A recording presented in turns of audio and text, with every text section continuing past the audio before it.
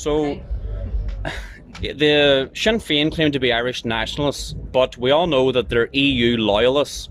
How can Sinn Fein support being members of the European Union when we've got open borders in this country? There's no controlled mass immigration, and that has a detrimental effect on wages in this country. We're seeing huge amounts of immigration this country has never seen. We've seen 50,000 of our hardest working Irish leave every year, and you're sort of running to Westminster looking to bring in abortion into the north.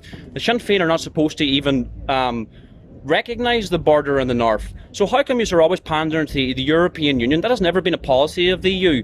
So can you just ask about open border mass immigration into this country? And where's the policy on mass immigration into the country?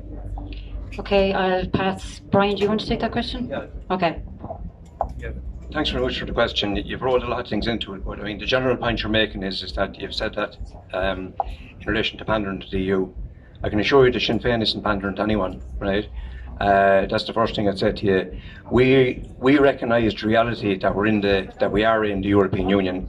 We're critical of many aspects of the European Union, and we're sometimes described as being Eurosceptic, but we recognise the reality that we're in it at the moment. That this country, for better or for worse, all 32 counties are tied into that single market. It's not that easy to hop in or out of it, as you can see from what's happening with Brexit. So we will continue to, try and hold back and stop the worst effects of the European Union, any negative effects for Ireland. But we will also support the positive ones. That's what I would say to you. What about mass immigration? In the case of mass immigration, we're part of the single market, and one of the pillars of the single market is free movement of people. I'll answer that question for you. It's a very important question. Our position on that is that workers' rights have to be protected regardless of who the workers are. And you may have missed out on this because, the media wouldn't cover everything that we were saying on this, but we have taken a very, very strong position in relation to workers' rights.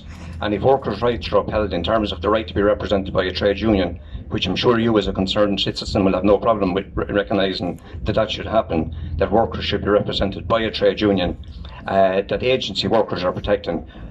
We have brought forward many pieces of legislation, and that would stop employers who want to unscrupulously exploit foreign workers who are being brought in to undercut Irish workers. So how we would do that is through legislation here in this country to protect workers regardless of where they come from.